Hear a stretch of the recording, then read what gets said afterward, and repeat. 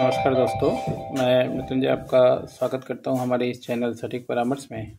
और देखिए, आज गोल्ड एंड सिल्वर का क्या रेट चल रहा है एमसीएक्स पे, सोने और चांदी दोनों का।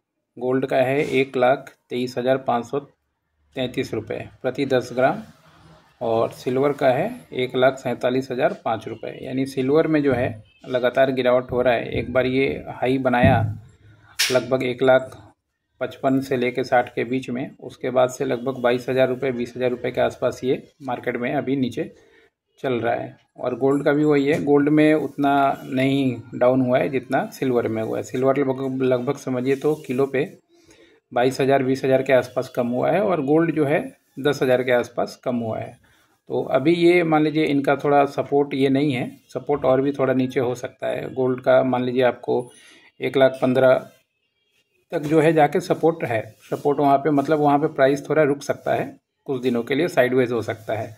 और जो सिल्वर पे है, सिल्वर पे लगभग समझिए तो 1,25,000 1,20,000 ये जोन निकल रहा है उसका साइडवेज का। तो अगर ये जोन में कहीं मिले और आप लंबा इसको रखना चाहते हैं तो मान लीजिए अपना देख सकते हैं, ख़रीद के रख सकते हैं। नहीं तो अभी जो है फ़िलहाल जब तक उस लेवल तक नहीं जाता है तब तक तो हो सके मार्केट थोड़ा सा ऊपर जा के और आपको नीचे ही दिखेगा। मगर सिल्वर में ओवरऑल अगर लंबा मान लीजिए आपको 1 साल 2 साल का टारगेट देखना है तो फिर जाके आप 1,10,000 1,15,000 तक या 20 तक भी मिले तो खरीद के अगर छोड़ें तो फिर से ये दोबारा 1,60,000 तक जाने की तैयारी कर सकता है। मगर 2011 में जो इसका डाटा बता रहा है कि एक बार सिल्वर जो हाई लगाता है और फिर उसके बाद जो लो लगाना चालू करता है तो कम से कम मान लीजिए फिर हाई क्रॉस करने में साल 1.5 साल लग जाता है।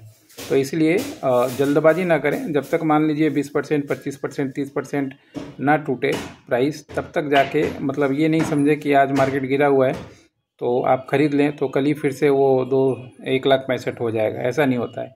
हो सके जहाँ से आप ख़रीदें वहाँ से और भी 10% 20% गिर सकता है। तो लगभग अप्रॉक्स आप बॉटम नहीं पकड़ सकते हैं, मगर फिर भी एक कैलकुलेटिव आइडिया कि 20 से 25% के बाद से धीरे धीरे करके आप बॉटम पकड़ना चालू करेंगे तो फिर जाके मान लीजिए आपको ठीक ठाक एवरेजिंग का प्राइस मिल सकता है। ये सब कॉन्सेप्ट है जिसके थ्रू आपको काम करना है। पैसा है तो ये नहीं कि एक ही बार में लगा दिए और उसके बाद फिर 10% गिर जाए तो मौका मिले तो उसके बाद उस समय आपके पास ना हो कैपिटल। इसीलिए कैपिटल का जो डिवाइडेशन है बहुत ज़रूरी होता है। दोस्तों, एमसीएक्स पे गोल्ड सिल्वर और फिजिकल में गोल्ड सिल्वर दोनों में थोड़ा सा काम करने के लिए आपको समझ चाहिए होगा। एमसीएक्स पे अगर काम करना है तो आपको थोड़ा सा ट्रेंड, पूरा रिकॉर्ड, चार्ट पैटर्न, साइकोलॉजी, बहुत सारा चीज़ का कॉम्बिनेशन होता है गोल्ड या सिल्वर का बिजनेस, समझें।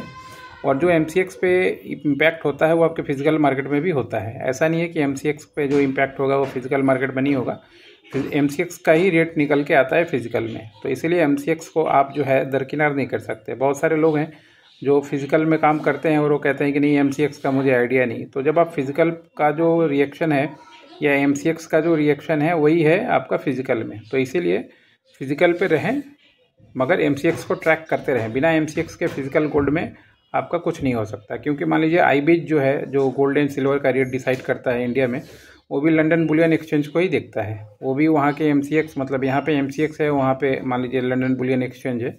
तो ये सब ऑनलाइन ट्रैकिंग होने के बाद भी काम होता है। बड़ी कंपनियाँ, सेंट्रल बैंक सारे इसमें रहते हैं, तभी जाके रेट को ऊपर नीचे कर जाते हैं। हमारे आपके खरीदने से फिजिकल ज़्यादा कुछ होता नहीं है। आशा करता हूँ ये वीडियो आपको अच्छा लगेगा। गोल्ड सिल्वर से रिलेटेड जानकारी के लिए, ट्रेनिंग के लिए, बुलियन का बिजनेस सीखने के लिए आप अपना टाइम अपॉइंटमेंट बुक करके हम लोगों से सीख सकते हैं। आज के लिए इतना ही, धन्यवाद।